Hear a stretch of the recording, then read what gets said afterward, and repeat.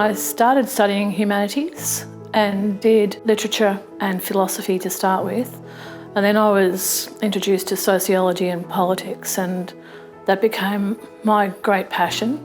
It really taught me how to think. It helped make sense of my world because it talks about power relationships and social and structural inequalities in the world. Well, I'd experienced family violence, so I identify as someone with lived experience of family violence. And when I needed a refuge, there wasn't one in Bendigo. And somebody I knew who was the women's officer actually at the Trobe Uni said, "We don't have a refuge here, but we need one." So that women's officer from La Trobe went on to work with a group of feminists in Bendigo and get the first women's refuge here in Bendigo, and that became Annie North. And I ran into her down the street about a year later, and she said, "It was because of you that we got this going, you know." So I have a very deep, strong relationship with Annie North, and so I joined the collective in 1990 and then got a job at Annie North in 1992, and I've been here ever since.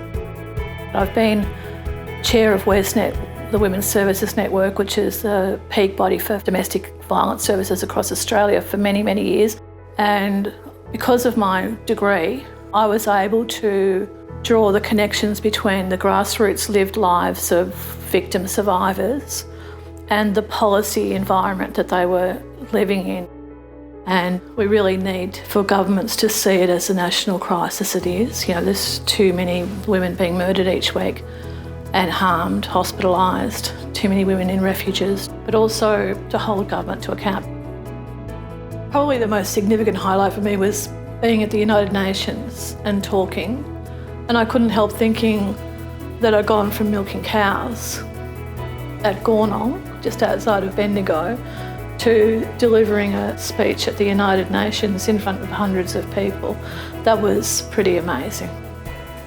I supported government delegations, I supported government presentations, and also did parallel events outside in the NGO sector as well. So I went and showcased what Australia does as an NGO and supported the government in talking about what we did, but also highlighting what we still needed to do. And so we've got to be activists, we've got to change what we see going wrong for people.